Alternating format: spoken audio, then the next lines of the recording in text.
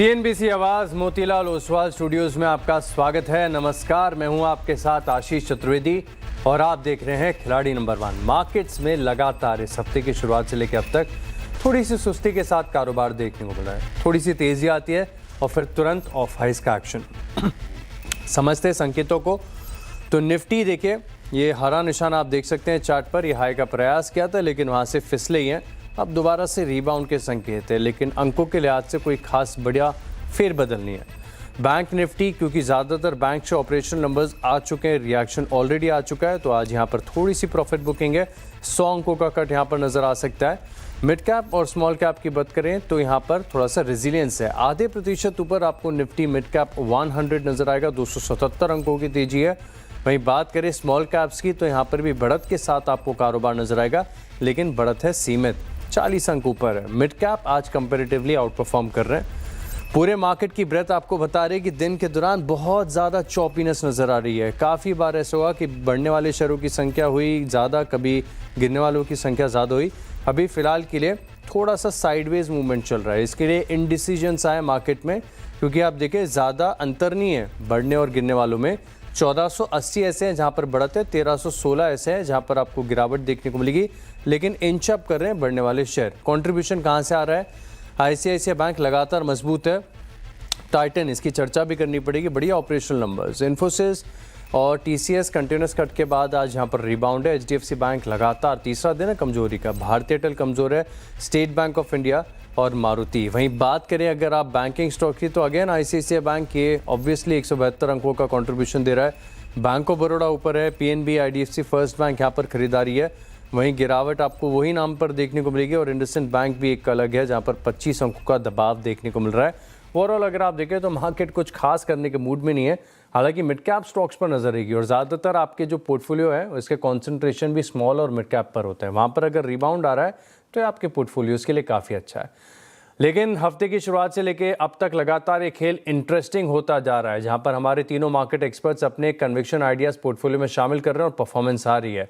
Show में करिए स्वागत सबसे पहले वेवस्ट्रैटेजी.com के आशीष कयाल, पृथ्वी फिनमार्ट के हरीश जुजारे और आईडीबीआई कैपिटल के देवेन मेहता हमारे साथ। आप तीनों को नमस्कार, शो में स्वागत है। और इस खेल की शुरुआत करें इससे पहले कल 3:30 बजे तक का परफॉर्मेंस आपकी स्क्रीन पर कैसे रहे हैं, आपके तीनों के पोर्टफोलियो के आइडियाज़, ये आपको समझ में आएगा। फिलहाल के लिए आगे चल रहे हैं आशीष कयाल जी, 3.5%। कल तक हम बात कर रहे थे तो हरीश जी का पोर्टफोलियो आगे था, लेकिन दोनों के बीच में कांटे की टक्कर है। हरीश जुजारे का पोर्टफोलियो 3.1% के गेंस के साथ और 3.5% आशीष कयाल जी के पोर्टफोलियो में तेजी। देवेन मेहता के पोर्टफोलियो में डैमेज हुआ है, कंट्रोल डेब्यू वीक है, काफ़ी जिम्मेदारी है। 0.9% यानी 1% के आसपास की गिरावट है और थोड़ी सी देर में अपडेटेड तस्वीर भी आएगी। लेकिन इन स्टॉक्स के पीछे, इन पोर्टफोलियो के पीछे कौन से स्टॉक्स रहे हैं जहां पर आपको मजबूत ट्रेंड देखने को मिला है, तो टॉप ट्रेड्स भी एक बार के लिए जान लेते हैं कि यहाँ पर कौन से आइडियाज़ रहे जहाँ सबसे ज़्यादा कॉन्ट्रीब्यूशन रहा है। तो टॉप ट्रेड्स के ऊपर भी हम करेंगे चर्चा, लेकिन समझते हैं पहले स्ट्रैटेजी और मार्केट का रुख। और आशीष कयाल जी, सबसे पहले आप बताइए सर, बहुत सारे स्टॉक्स और सेक्टर्स में देख रहा हूँ जो बीट एंड डाउन थे, अब थोड़े से रिबाउंड के मूड में। मिड कैप अच्छा कर रहे हैं, निफ्टी बैंक निफ्टी फ्लैट है। क्या रणनीति सर आज के लिए? देखिए, ओवरऑल रुझान बाजार का बाय ऑन डिप्स पे अभी भी बना हुआ है। कल के दिन में देखेंगे तो बैंक निफ्टी ने आउट परफॉर्मेंस किया। आज आईटी, मिड कैप आईटी में मोमेंटम बनता हुआ नजर आ रहा है। तो ओवरऑल जो बाइंग है वो चुनिंदा स्टॉक्स और सेक्टर्स में रोटेशनल बेसिस पे हो रही है। ओवरऑल रुझान जो है मार्केट, निफ्टी का जो सपोर्ट नीचे में आता है वो करीबन 26,050 के आसपास आता है और गुंजाइश है वापस से हम ऊपर के करीबन 26,300 के लेवल्स को, आंकड़े को टच कर सके। तो मिड कैप और स्मॉल कैप पे नजर बनाए रखनी होगी। शायद आईटी सेक्टर या जो सेक्टर में लीडरशिप पोजीशंस अभी स्टॉक्स ने बनाई है सुबह से, वहां पर ध्यान रखना होगा। मिड कैप पर ही सबकी नजरें टिकी हुई है और यहीं पर सबसे ज्यादा आपको एक्शन नजर आएगा। हरीश जी, गुड मॉर्निंग। मार्केट पर क्या व्यू है सर, और इस हफ्ते की स्ट्रैटेजी क्या होगी? वैसे आपके और आशीष कयाल जी के पोर्टफोलियो में ज़्यादा डिफरेंस नहीं है, एक आध कन्विक्शन आइडिया और ऐसा चाहिए जो आपके पोर्टफोलियो को आगे कर ले। क्या रणनीति है sir? Very good morning Ashish ji. बिल्कुल, अगर देखा जाए तो मार्केट जैसे एक्सपेक्ट किया था थोड़ा करेक्शन देखने मिल रहा है और एंटिसिपेटेड था, क्योंकि सपोर्ट जो थे 26,100 और 26,150 के अराउंड के आसपास है। मुझे लग रहा है कि यहाँ पे बॉटम आउट हो सकता है उस लेवल से, वहाँ पे से एक रिकवरी देखने मिल सकता है निफ्टी में भी। अगर देखा जाए तो बैंक निफ्टी अभी भी स्ट्रॉन्ग दिखाई दे रहा है, हो सकता है थोड़ा हल्का सा मुनाफा है आज के लिए, लेकिन मुझे लग रहा है कि बैंक निफ्टी में अभी भी पोटेंशियल है और परफॉर्म करने के लिए। और जैसे आशीष जी बोला, बिल्कुल मिड कैप और स्मॉल कैप में अच्छी तेजी दिखाई दे रही है। स्टॉक स्पेसिफिक अप्रोच के साथ आज के ट्रेडिंग के साथ करना चाहिए आज के दिन। ऑल राइट, फिलहाल के लिए यहाँ पर देखें तो वही स्टॉक स्पेसिफिक एक्शन पर ज़्यादा फोकस है। और देवेंद्र सर नमस्कार, बताइए सर क्या स्ट्रैटेजी है इस हफ्ते के लिए।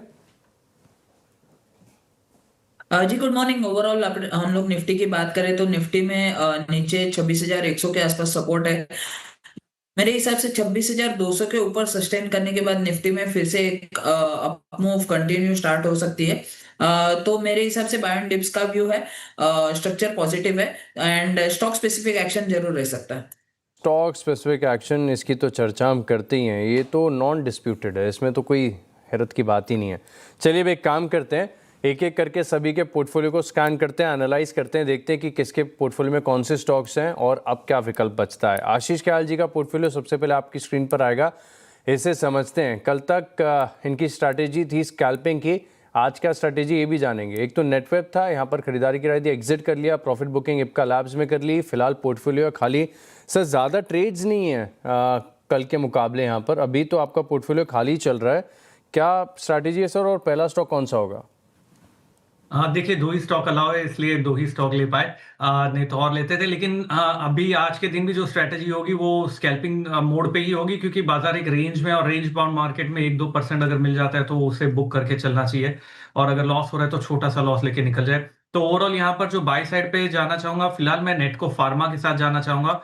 यहाँ पर अगर देखें तो फार्मा सेक्टर और आईटी सेक्टर ये दोनों में आज बज है, और फार्मा में भी थोड़ा सा मोमेंटम बनता हुआ नजर आ रहा है लोअर लेवल से। सो हो सकता है कि जो नेक्स्ट आने वाले दिन में फार्मा सेक्टर अच्छा कर सकता है। तो नेटको फार्मा पे लॉन्ग पोजीशंस क्रिएट की जा सकती है। स्टॉप लॉस नीचे में जो लगाना होगा 920 का है, और टारगेट 1050 का देखा जा सकता है। 920 के स्टॉप लॉस, 1050 के टारगेट्स। नाटको फार्मा कल खबरों के चलते स्टॉक में खास एक्शन आपको देखने को मिला था, आज भी 2.5 से 3% की तेजी आपको देखने को मिल रही है, तो स्टॉक पर रखिएगा खास नज़र। हरीश जी का पोर्टफोलियो आएगा आपकी स्क्रीन पर, इससे समझते हैं कि किसके चलते 3% के करीब की परफॉर्मेंस यहाँ पर आई है।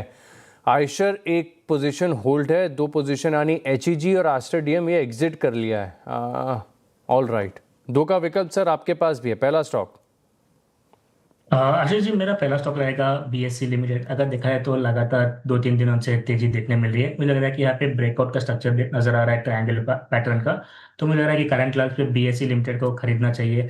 और शॉर्ट टर्म में टारगेट्स बनेंगे 2,850 का, और स्टॉप लॉस मेंटेन करना चाहिए 2680 का। 2680 का आपने बताया स्टॉप लॉस, और टारगेट कितना सर? 2850। 2850 के टारगेट्स यहाँ पर देखने को मिल सकते हैं। बीएससी लिमिटेड इस स्टॉक पर रखिएगा खास फोकस, यहाँ पर तेजी आ रहा है। बड़े दिनों के बाद ट्रेडिंग के लिहाज से बीएससी लिमिटेड पर चर्चा भी हो रही है, तो यहाँ पर रखेंगे नज़र। अब देवेंद्र जी के पास चलते हैं और पहले उनका पोर्टफोलियो देखते हैं, क्या क्या स्टॉक्स हैं, कितने विकल्प हैं इनके पास। फोर्टिस हेल्थ केयर यहाँ पर खरीदारी की राय दी, प्रॉफिट बुकिंग कर ली। इसके अलावा रैमको सीमेंट्स और टाटा कम्युनिकेशन में एग्जिट कर लिया। तो आपके पास भी 2 का विकल्प है सर, पहला स्टॉक। बिल्कुल, पहला स्टॉक रहेगा बीएचईएल। भेल में एक अच्छा स्ट्रक्चर देखने मिल रहा है, एक ब्रेकआउट आया है 295 के ऊपर, और आज एक अच्छा मूव इसमें फॉलो अप बाइंग देखने मिल रही है। मेरे हिसाब से 295 का स्टॉप लॉस लगा के बीएचईएल में बाय करना रहेगा। 333 का टारगेट रहेगा। 33 के टारगेट्स बीएचएल में देखने को मिल सकते हैं। स्टॉक में ज़बरदस्त एक्शन है, पिछले 2-3 दिनों में बढ़िया इंटरेस्टिंग मूव्स दिए हैं। अभी 295 का एक लॉजिकल स्टॉप लॉस है आपके पास, और 333 तक के टारगेट्स देखने को मिल सकते हैं। तो हमारे जो 3 मार्केट एक्सपर्ट्स हैं इन्होंने एक एक आइडिया बता दिया, लेकिन इनके पोर्टफोलियो और खेल के जो नियम है इसके अनुसार एक एक शेयर को और ऐड करने का विकल्प बचता है। तो देवेंद्र जी, दूसरा आइडिया आप पहले बताइए। मैं थोड़ा वेट करना चाहूंगा। थोड़ा मार्केट साइडवेज से अगर 26,200 के ऊपर निफ्टी निकलता है तो एक अच्छा काउंटर हम लोग ऐड करेंगे जरूर। Fair enough, wait and watch की रणनीति। हरीश जी क्या विचार है? आशीष जी, मैं भी थोड़ा वेट करना चाहता हूँ क्योंकि मार्केट अभी भी स्टेबलाइज नहीं हुआ है। थोड़ा स्टेबलाइज हुआ सेकेंड हाफ में मैं कुछ कोशिश करूंगा नेक्स्ट कॉल जनरेट करने के लिए। ठीक है, ठीक है। आशीष ख्याल सर, क्या विचार है? सेम ही स्ट्रेटेजी अपनाएंगे, सेकंड हाफ में देखेंगे क्योंकि निफ्टी यहाँ पर रेंज में अटका हुआ है। देखते हैं मोमेंटम कहाँ बनता है। हाँ, ये अधिकतर मैंने नोटिस किया है कि खेल के पहले दिन तो आप लोग 3 आइडियाज़ दे देते हैं, उसके बाद दूसरा आइडिया ऐड करने के लिए थोड़ा सा प्रतीक्षा करते हैं। और मैं दर्शकों को बता देता हूँ इस खेल के नियमों के अनुसार, क्योंकि सिर्फ 20 मिनट में सारे आइडियाज़ देना बड़े मुश्किल हो जाते हैं, इसके लिए हमने इसको थोड़ा सा रिलैक्स कर रखा है रूल को। और शो के बाद भी यहाँ पर जो हमारे मार्केट एक्सपर्ट्स हैं अपने पोर्टफोलियो में स्टॉक्स को ऐड कर सकते हैं, एग्जिट कर सकते हैं। हालांकि इसके पूरे अपडेट्स हम आपके साथ लगातार शेयर करते रहते हैं। अब एक काम करते हैं कि कुछ बजिंग स्टॉक्स हैं जो मेरे रडार पर आए हैं। एक एलिकॉन इंजीनियरिंग है। आशीष ख्याल जी, मैं चाहता हूं कि आप इसका चार्ट देखिए। हाई से सिग्निफिकेंटली टूटा हुआ चार्ट पर अक्यूमुलेशन नजर आएगा डेली चार्ट पर, और उसके ऊपर ब्रेकआउट 7% की तेजी। लेकिन अब बड़ा सवाल यह है कि 7% की तेजी के बाद अपमूव और बचा है या फिर अब डन फॉर द डे? देखिए 7% का अपमूव आ चुका है ये स्टॉक के अंदर, और अगर हम आवरली चार्ट पे चेक करें तो इसका जो अभी भी स्पेस ऊपर में बाकी आरएसआई ओवरबॉट नहीं है, 66-67 लेवल्स के आसपास है। और ये स्टॉक काफी समय के बाद में एक हलचल दिखा रहा है। काफी टाइम से ये करेक्शन मोड में था और ये काफी बड़ी कैंडल बनी है। पिछले अगर आप 2 महीने के चार्ट देखें तो ये सबसे बड़ी बुलिश कैंडल बनी है। तो ऐसे में देखते हुए लगता है कि यहाँ पर एक शुरुआत बड़े ट्रेंड की हो सकती है ऊपर की ओर। तो लॉन्ग पोजीशंस इस लेवल पे और डिप्स पे बाय करना बेटर होगा। 505 के आसपास अगर ये स्टॉक मिले, 507 के आसपास, तो वहां पर बाय करिए।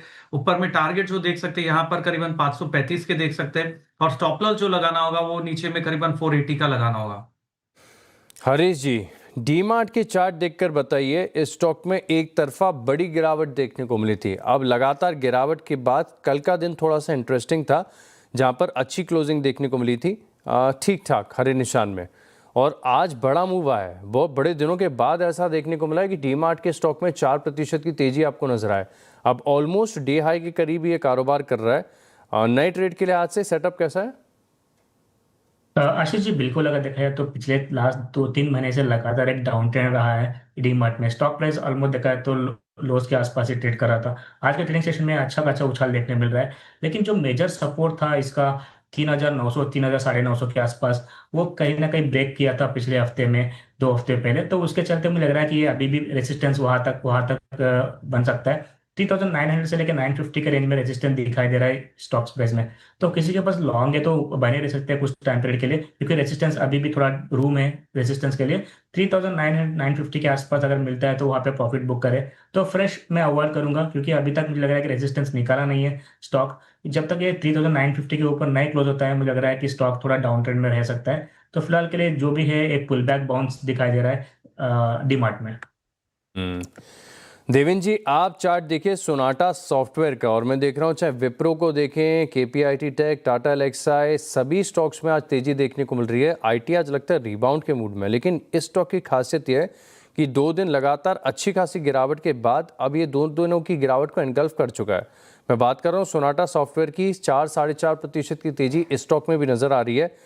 हाई से ये भी स्टॉक करेक्टेड है, वीकली चार्ज पर कुछ खास नहीं। देवेंद्र जी बताइए, कैसा लग रहा है सेटअप? क्या और बड़ा मूव आ सकता है इसमें? मेरे हिसाब से थोड़ा सा रेंज में है। नीचे में 2 दिन से जो गिरावट आ रही है, नीचे में 350 के आसपास जो सपोर्ट लिया वो एक अच्छा सपोर्ट है, वहां से एक बाउंस बैक देखने मिल रहा है। मेरे हिसाब से 370 372 372 ये लेवल्स जब तक सरपास नहीं होते, उसके ऊपर सस्टेन नहीं होता, तब तक इसमें अवॉइड करना चाहिए, कोई फ्रेश बाइंग नहीं करनी चाहिए। 372 के ऊपर ब्रेकआउट आने के बाद इसमें बाय कर सकते हैं, और उसके बाद इसमें टारगेट 400 रुपए तक के बन सकते हैं। 400 रुपये तक के टारगेट्स यहाँ पर देखने को मिल सकते हैं, लेकिन फिलहाल स्टॉक रेंज में, और हो सकता है कि दोबारा से रेंज में अटक जाए, तो इस चीज़ पर ध्यान रखिएगा। अब एक काम करते हैं, एक छोटा सा ब्रेक लेते हैं। ब्रेक के बाद ज्वेलरी स्टॉक्स में जो एक्शन देखने को मिल रहा है, इसको विस्तार से समझेंगे, इनके कौन से स्टॉक्स हैं, राय भी लेंगे। आप बने रहे हमारे साथ। चलिए, ब्रेक के बाद आपका स्वागत है। आपको ज्वेलरी स्टॉक्स की बात कर लेते हैं। चाहे आप टाइटन को देखें, कल्याण ज्वेलर्स या फिर सेनको गोल्ड, तीनों स्टॉक्स में बड़े मूव के साथ फिलहाल कारोबार देखने को मिल रहा है। दरअसल Q3 के अपडेट्स आए हैं और सोने की कीमतें रिकॉर्ड ऊंचाई पर होने के बाद भी बिक्री के ट्रेंड्स काफ़ी बढ़िया देखने को मिल रहा है। लेकिन दरअसल ये ऑपरेशनल अपडेट्स हैं कैसे, क्या रहा खास, इसको समझते हैं विस्तार से। और मेरे सहयोगी यतिन मोहता है हमारे साथ। यतिन, गुड मॉर्निंग, बताइए। Good morning. और क्लियरली आज पूरा का पूरा ज्वेलरी पैक जो है आपको ज़बरदस्त तेज़ी में दिखाई पड़ रहा है। इनफैक्ट सेनेको गोल्ड आज का हीरो ऑफ द डे है। लेकिन अगर हम नंबर्स की बात करें तो क्वार्टर अपडेट्स काफ़ी शानदार आए हैं। अगर हम देखें तो दिवाली का जो फेस्टिव सीज़न है और ये जो फेस्टिव क्वार्टर है, यहाँ शानदार अपडेट्स हैं। इनफैक्ट जो घरेलू ग्रोथ है टाइटन के लिए वो 38% रही। अगर हम बात करें तो दूसरी जो ओवरऑल आपको ज्वेलरी ब्रांड्स दिखाई पड़ रही हैं जैसे सेनेको गोल्ड और कल्याण ज्वेलर्स, इनकी जो सेम स्टोर सेल्स ग्रोथ है ये भी हाई डबल डिजिट्स में देखने को मिल रही है। तो क्लियरली जो सोने के दाम बढ़े हैं उसके बावजूद आपको जम के खरीदारी देखने को मिल रही है कंज्यूमर्स की तरफ से।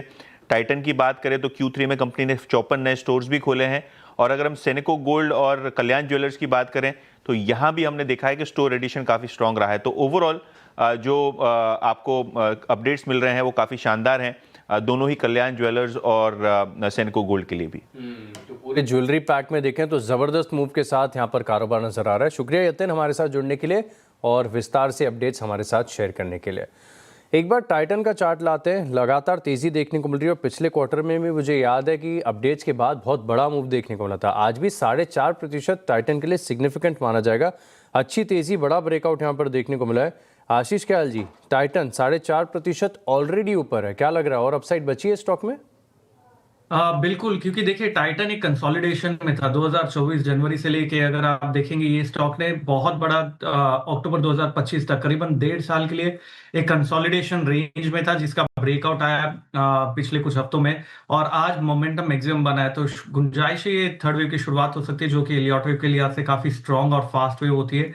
तो यहाँ पर सेकेंड गेस नहीं करना चाहिए आपको, मेरे ख्याल से ट्रेल करना चाहिए अगर पोजिशन है, और नहीं है तो कोई भी डिप मिलता है तो वहां पर बाय करिए।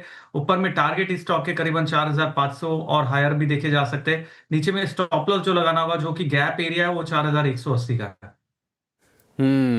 और इसी के चलते आप यहाँ पर नजर रखेंगे 4.5% है।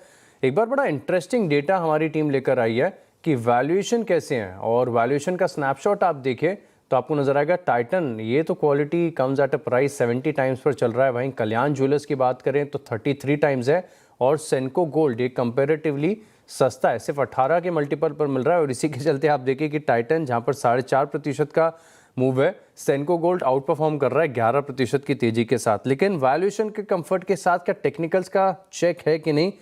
हरीश जी, सेनेको गोल्ड ऑलमोस्ट 11% की तेजी, वैल्यूएशन तो हम देख ही रहे हैं, कैसा लग रहा है स्टॉक? बिल्कुल आशीष जी, अगर देखा जाए तो सेनेको गोल्ड लास्ट 2-3 महीने से कंसोलिडेशन में था। स्टॉक एक शानदार बेस बन चुका है 300 के करीबन, वहां से हमने आज अच्छा सा रिकवरी देखने मिल रहा है। मुझे लग रहा है कि यहाँ पे जो तेजी है और एक्सटेंड हो सकता है, क्योंकि जो रेजिस्टेंस है शॉर्ट टर्म की बात करते हैं तो 404 के 405 के आसपास है जो प्रीवियस स्विंग है। तो मुझे लग रहा है कि वहां तक बिल्कुल शॉर्ट टर्म में एक्सपेक्ट किया जा सकता है, और उसके ऊपर निकलता है तो मुझे लग रहा है कि एक फ्रेश ब्रेकआउट भी देखने मिल सकता है। तो ओवरऑल मुझे लग रहा है कि स्टॉक आज के दिन ऑलमोस्ट 11% गेन से बिल्कुल, लेकिन डिप्स मिलता है तो मुझे लग रहा है कि बाइक बिल्कुल करना चाहिए। ऑलमोस्ट सपोर्ट्स की बात करते हैं तो 350 और 330 के अराउंड है। तो जो भी डिप मिलता है मुझे लग रहा है कि बाइक के लिए अपॉर्चुनिटी बन सकती है। ऊपर शॉर्ट टर्म की बात करें, जैसे बताया कि 400 का फर्स्ट टारगेट बनेगा, उसके ऊपर निकल जाता है और ऊपर तेजी देखने मिल सकती है सेनेको गोल्ड में भी। तो सेनेको गोल्ड यहाँ पर रखिएगा फोकस। चलिए एक काम करते हैं, एक छोटे से ब्रेक के लिए रुकते हैं। ब्रेक के बाद जिस चीज़ का आपको इंतजार है, यानी तीनों खिलाड़ियों का जो रिपोर्ट कार्ड है अपडेटेड रियल टाइम, ये लेकर आएंगे। आप बने रहे हमारे साथ। चलिए ब्रेक के बाद आपका स्वागत है और अब फाइनली देख लेते हैं कि परफॉर्मेंस क्या कहती है। लेकिन सबसे पहले पोर्टफोलियोज को स्कैन करते हैं और आशीष कयाल जी के पोर्टफोलियो में नैटको फार्मा 950 के टारगेट के 950 का भाव 1050 के टारगेट के लिए खरीदारी की राय दी और ये स्टॉक आपके साथ अभी शेयर किया। देखते हैं कि जिन स्तरों पर आपके साथ शेयर किया गया उसके बाद कैसा परफॉर्मेंस यहाँ पर देखने को मिला है। तो उन स्तरों से मार्जिनली ना के बराबर, बिल्कुल फ्लैट ही समझ लीजिए, लेकिन थोड़ा सा हरा निशान कंट्रीब्यूट करेगा ज़रूर ये। वहीं हरीश जुजारे के पोर्टफोलियो को देखें तो यहाँ पर भी एक स्टॉक जो इन्होंने ऐड किया हुआ है वो है बीएससी लिमिटेड और आयशर मोटर। इन दोनों स्टॉक्स पर फोकस रखेगा।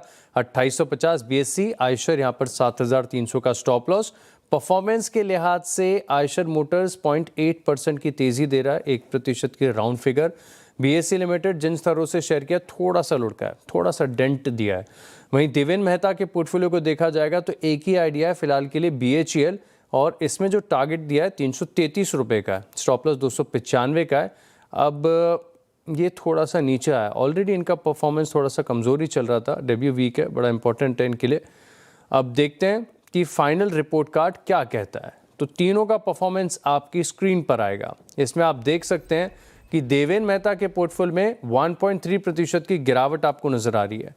लीड कर रहे हैं आशीष कयाल जी 3.63% के गेंस के साथ, ये पहले क्रमांक पर है। वहीं हरीश जुजारे और आशीष कयाल जी के बीच में लगातार कांटे की टक्कर देखने को मिल रही है। हो सकता है मुकाबला यहाँ से और इंटरेस्टिंग हो जाए।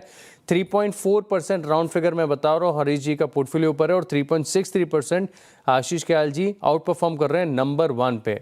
तो सोफा ठीक ठाक हफ्ता यहाँ पर देखने को मिल रहा है। और एक चीज़ का और ध्यान रखना पड़ेगा कि मार्केट भी थोड़े से साइडवेज और चौपी चल रहे हैं। उतार चढ़ाव दिन के दौरान काफ़ी ज़्यादा आ रहे हैं। ऐसे में ट्रेड करना सीमित समय के अंदर ये अपने आप में बड़ा डिफ़िकल्ट काम है। लेकिन आप तीनों मार्केट एक्सपर्ट्स का बहुत बहुत धन्यवाद हमारे साथ जुड़ने के लिए, कन्विक्शन ट्रेडिंग आइडियाज़ हमारे साथ शेयर करने के लिए, और ये परफॉर्मेंस के लिए भी बहुत बहुत धन्यवाद। चलिए इसी के साथ खिलाड़ी नंबर 1 में इतना ही, लेकिन आप बने रहेंगे CNBC आवाज़ के साथ। नमस्कार।